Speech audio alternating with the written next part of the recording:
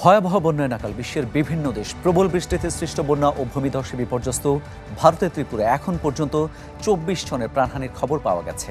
পানিতে তলিয়ে গেছে রাজ্যটির প্রায় সব জেলা।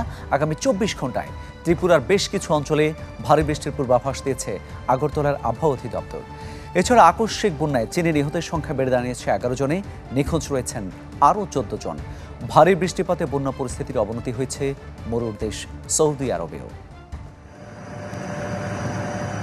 এবারের বর্ষা মৌসুম ভয়াবহ বিপর্যয়ের মুখোমুখি করেছে ভারতের উত্তর পূর্বাঞ্চলীয় ত্রিপুরা রাজ্যকে। গেল 3 দশকের মধ্যে সর্বোচ্চ বৃষ্টিতে সৃষ্ট বন্যায় মাইলের পর মাইল প্লাবিত হয়েছে। বন্যায় ক্ষতিগ্রস্ত হয়েছেন রাজ্যটির 17 লাখ মানুষ। প্রাণহানির পাশাপাশি নিখোঁজ অনেকে, গৃহহীন অন্তত 65,000। তাদের প্রাণ বাঁচাতে খোলা হয়েছে 400-র বেশি আশ্রয় কেন্দ্র। নিরাপদ স্থানে সরিয়ে নেওয়া হয়েছে 1,25,000 মানুষকে।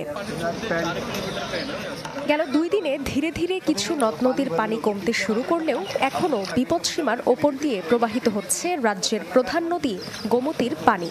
তবে আগরতলা আবহাওয়া অফিসের পূর্বাভাস আছে, আগামী 2-3 দিন দক্ষিণ ত্রিপুরা সহ কিছু জায়গায় ভারী বৃষ্টি হতে পারে। এরই মধ্যে বন্যায় গেল কয়েকদিনে ঘটেছে 2000-এর বেশি ভূমিধসের ঘটনা। 1000-এর বেশি স্থানে ভেঙে পড়েছে সড়ক। এতে উদ্ধার কাজে বেগ পেতে হয় কর্মীদের।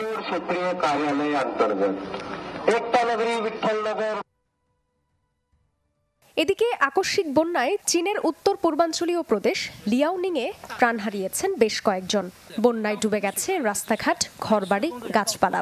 হুলুদাও, জিয়ানচ্যাং ছাড়াও বিভিন্ন স্থানে বন্যা কবলিত হয়ে পানিবন্দী ও ক্ষতিগ্রস্ত হয়েছেন লক্ষাধিক মানুষ।